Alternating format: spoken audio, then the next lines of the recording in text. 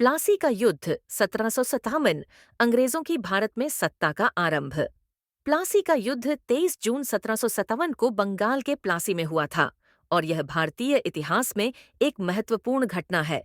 इस युद्ध ने भारत में अंग्रेजों की सत्ता की नींव रखी और भारत के इतिहास को एक नया मोड़ दिया। इस युद्ध में नवाब सिराज उद दौला और अंग्रेजों के बीच संघर्ष हुआ, जिसमें अंग्रेजों की जीत ने भारतीय उपमहाद्वीप में उनकी प्रभुत्व की शुरुआत की।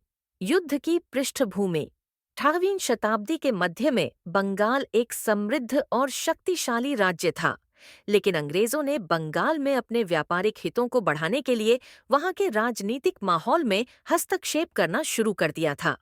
बंगाल की नवनियुक्त नवाब सिराज उद दौला ने अंग्रेजों की बढ़ती ताकत और उनकी व्यापारिक गतिविधियों के खिलाफ विरोध किया।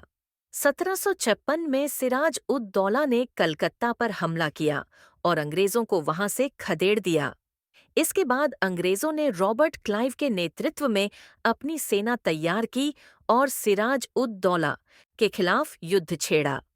युद्ध का घटनाक्रम प्लासी में हुए युद्ध में अंग्रेजों को सिराज उद दौला के मुकाबले बहुत कम सैनिक थे, लेकिन अंग्रेजों ने अपने सहयोगियों, विशेष रूप से मीर जाफर की मदद से जीत हासिल की।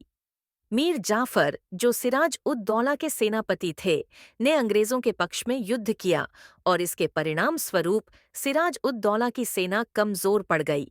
मीर जाफर की गद्दारी के कारण सिराज उद दौला की हार हुई और उसे गिरफ्तार कर मौत के घाट उतार दिया गया।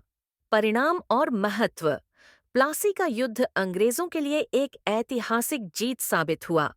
इस युद्ध के बाद अंग्रेजों ने बंगाल पर अपनी सत्ता स्थापित कर ली और मीर जाफर को नवाब बना दिया। इससे अंग्रेजों को बंगाल में न केवल व्यापारिक लाभ हुआ, बल्कि उन्होंने बंगाल के विशाल संसाधनों का भी फायदा उठाना शुरू किया।